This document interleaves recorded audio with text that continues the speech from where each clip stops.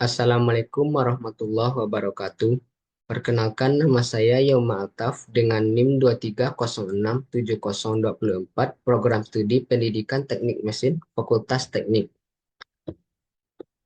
Dalam mata kuliah Administrasi dan Supervisi Pendidikan sesi 2024-2127-0211 yang diampu Pak Hadi Afriansah, SPD, MPD. Puji syukur marilah kita panjatkan kehadirat Allah Subhanahu wa Ta'ala, yang mana sampai saat sekarang ini kita masih diberikan rahmat dan kesempatan sehingga kita dapat melakukan presentasi untuk memenuhi tugas mata kuliah Administrasi dan Supervisi Pendidikan. Salawat dan salam tidak lupa pula kita kirimkan untuk junjungan kita yaitu Nabi Muhammad SAW. Semoga di akhir zaman kita akan memperoleh syafaat dari beliau. Baiklah, saya akan mempresentasikan hasil dari kerja kelompok kami secara individu, yaitu kelompok 3 dengan tema Administrasi Tenaga Pendidik. Yang pertama, untuk tenaga pendidik ada, yaitu administrasi sendiri adalah serangkaian aktivitas yang mencakup perencanaan, pengorganisasian, pelaksanaan, dan pengontrolan terhadap sumber daya organisasi untuk mencapai tujuan tertentu. Sedangkan pendidik berasal dari kata didik, yaitu memelihara, merawat, dan memberi latihan agar seseorang memiliki ilmu pengetahuan.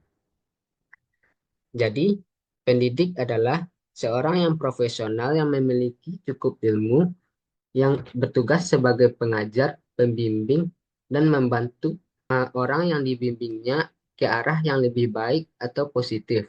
Pengertian lain, pendidik merupakan tenaga profesional yang bertugas merencanakan dan melaksanakan proses pembelajaran, menilai hasil pembelajaran, melakukan pembimbingan dan pelatihan, serta melakukan penelitian dan pengabdian kepada masyarakat, terutama bagi pendidik di perguruan tinggi.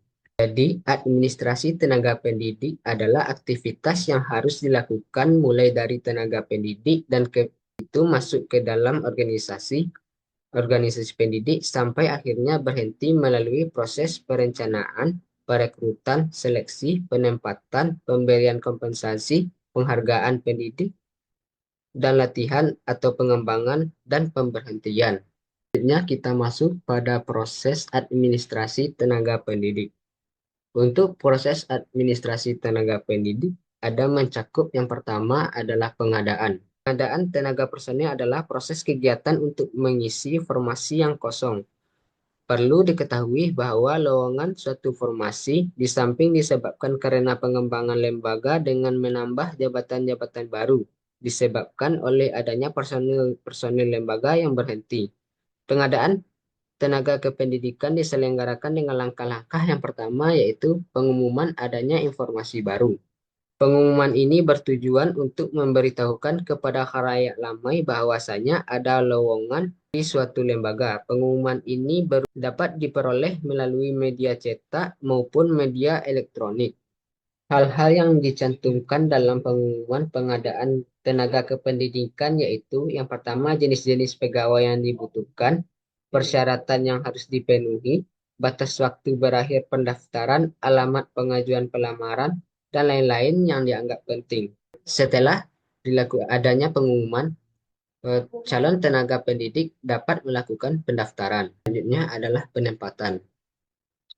Penempatan adalah penerimaan dari calon tenaga pendidik yang telah melakukan pendaftaran. Penempatan mengandung unsur uji coba yang menyebabkan adanya tindakan penempatan kembali. Namun pada dasarnya penempatan tenaga pendidik merupakan tindakan yang menentukan keluaran dan komposisi ketenagaan dilihat dari kepentingan keseimbangan struktur organisasi pendidikan nasional. Dalam konteks penempatan atau perpindahan pegawai dari suatu daerah ke daerah lain atau dari satu bidang kerja ke bidang kerja yang lain dapat dilakukan dengan memperhatikan kebutuhan. Kebutuhan tersebut dapat berkenaan dengan kebutuhan kuantitas maupun kualitas. Mutasi atau perpindahan di kalangan tenaga kependidikan dapat menjadi alternatif penting untuk pengembangan organisasi. Setelah dilakukan penempatan, dilanjutkan dengan proses orientasi. Orientasi merupakan upaya memperkenalkan seseorang tenaga kependidikan yang baru terhadap situasi atau kondisi pekerjaan dan kondisi pekerjaan atau jabatannya. Ada juga yang berpendapat orientasi adalah suatu proses pemberian pemahaman kepada peserta tentang segala sesuatu yang berkaitan dengan latihan yang sedang diadakan. Selanjutnya, kesejahteraan tenaga pendidik. Kesejahteraan tenaga pendidik mencangkup yang pertama adalah gaji. Adalah hak yang diterima oleh tenaga pendidik, baik guru maupun dosen, atas pekerjaannya dari penyelenggaraan pendidikan atau satuan pendidikan dalam bentuk finansial secara bersalah dengan sesuai peraturan perundang-undangan. Selanjutnya adalah tunjangan. Tunjangan profesi diberikan kepada pendidik yang telah memiliki sertifikat pendidik yang diangkat oleh penyelenggaraan pendidikan dan satuan pendidikan yang diselenggarakan oleh masyarakat. Besarnya tunjangan profesi adalah sebesar gaji pokok guru tersebut. Tunjangan profesi tersebut dialokasikan dalam anggaran pendapatan dan belanja negara atau APBN dan atau anggaran pendapatan belanja daerah atau APBD. Hal ini dinyatakan dalam pasal 16 ayat 2 dan 3 Undang-Undang Nomor 14 Tahun 2005 tentang guru dan dosen saja. Tapi boleh juga dalam alokasi APBD, namun sampai tahun 2011 ini pembayaran tunjangan profesi guru belum dibebankan pada APBD kabupaten atau kota.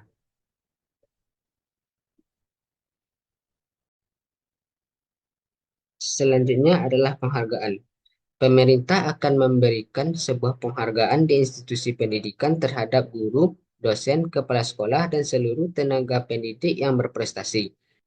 Penghargaan berprestasi ini adalah sebagai penggerak perubahan dalam kemajuan mutu pendidikan.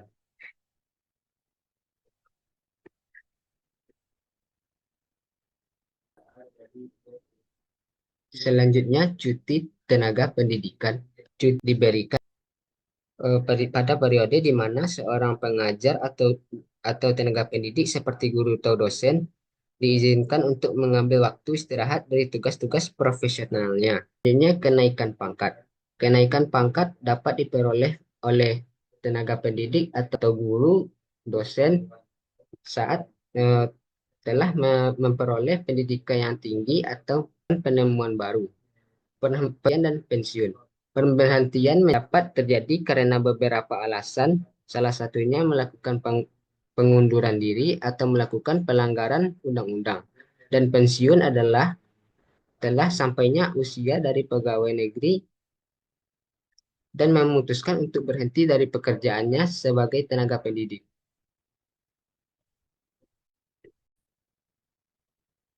Selanjutnya, cuti tenaga pendidik. Cuti tenaga pendidik merujuk pada periode di mana seorang tenaga pengajar seperti guru atau dosen diizinkan untuk mengambil waktu istirahat dari tugas-tugas profesionalnya. Tugas ini dapat diberikan karena berbagai alasan termasuk keperluan pribadi, kesehatan, pendidikan lanjutan, atau alasan lain yang sah. Jenis cuti yang dapat diberikan kepada tenaga pendidik diantaranya satu, cuti tahunan, cuti sakit, cuti melahirkan, dan cuti belajar. Selanjutnya, pembinaan dan pengembangan tenaga pendidik. Menurut Purwanto, pada tahun 2007, pembinaan atau pengembangan tenaga kependidikan merupakan usaha mendayagunakan, memajukan, dan meningkatkan produktivitas kerja setiap tenaga kependidikan yang ada di seluruh tingkatan manajemen organisasi dan jenjang pendidikan atau sekolah. Tujuan dari kegiatan pembinaan ini adalah tumbuhnya kemampuan setiap tenaga kependidikan yang meliputi pertumbuhan keilmuannya, wawasan berpikirnya, sikap terhadap pekerjaannya, dan keterampilan dalam melaksanakan tugas-tugas sehari-hari sehingga produktivitas kerjanya dapat ditingkatkan. Selanjutnya adalah kenaikan pangkat. Kenaikan pangkat dapat dikatakan sebagai penghargaan untuk pegawai dan juga merupakan salah satu bentuk promosi. Jenis-jenis kenaikan pangkat adalah yang pertama, kenaikan pangkat reguler, yaitu kenaikan pangkat yang diberikan kepada pegawai yang telah memenuhi persyaratan pada jabatan yang diembannya. Selanjutnya, kenaikan pangkat pilihan. Kenaikan pangkat yang diberikan bagi pegawai yang mengemban jabatan struktural dan batas jangka pangkat yang ditentukan. Selanjutnya, kenaikan pangkat istimewa. Kenaikan pangkat ini akan didapat para pegawai yang telah berprestasi, baik beliau jika menemukan penemuan baru yang menjadi hal yang luar biasa. Selanjutnya, kenaikan pangkat pengabdian. Kenaikan pangkat ini diberikan sebagai tanda penghargaan bagi pegawai yang umurnya mencapai batas usia pensiunan. Kenaikan pangkat anumerta. Kenaikan pangkat anumerta adalah penghargaan yang diberikan kepada pegawai negeri sipil atau PNS yang dinyatakan tewas dan karena menjalankan tugas atau kewajibannya. Kenaikan pangkat ini diberikan satu tingkat lebih tinggi dari pangkat terakhir yang dijabat oleh PNS tersebut. Selanjutnya, kenaikan pangkat dalam tugas belajar dalam batas jenjang pangkat yang ditentukan. Jika kenaikan pangkat ini dapat diperoleh jika tenaga pendidik mengikuti pendidikan yang lebih tinggi atau latihan jabatan yang dilaksanakan berdasarkan ketentuan yang berlaku. Selanjutnya, pemberhentian dan pensiun tenaga pendidik. Pemberhentian dan pemensiunan merupakan konsep yang hampir bersamaan, yaitu sama-sama pemutusan kerja.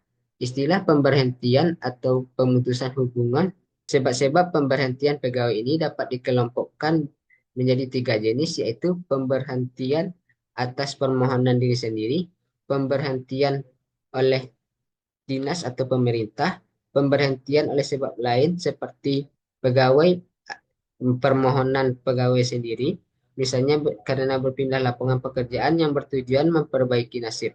Ada juga pemberhentian yang disebabkan oleh pelanggaran yang dilakukan pegawai tersebut. Pemensiunan adalah pemberhentian tenaga pendidik karena telah mencapai usia pensiun. Selanjutnya, evaluasi kinerja tenaga pendidik. Secara umum, tujuan evaluasi adalah untuk memberikan pemahaman yang lebih baik tentang efektivitas, efisiensi, relevansi, dan dampak suatu program, kebijakan, proyek, atau aktivitas. Menurut Widodo, bahwa tujuan evaluasi yaitu untuk mengetahui apakah tujuan-tujuan yang telah ditetapkan telah tercapai dalam kegiatan. Tujuan yang lainnya dari evaluasi adalah yang pertama, meningkatkan kinerja, mengukur pencapaian, mengidentifikasi kebutuhan pelatihan, meningkatkan motivasi, mendukung perencanaan karir, mendorong inovasi. Selanjutnya, peran guru dalam administrasi tenaga pendidik. Guru adalah seorang yang bertugas mengajar, mendidik, dan membimbing siswa dalam proses belajar dan mengajar. Peran guru tidak hanya terbatas pada penyampaian materi pelajaran, tetapi juga mencakup pengembangan karakter dan nilai-nilai moral siswa. Berikut adalah beberapa peran utama guru dalam administrasi tenaga pendidik.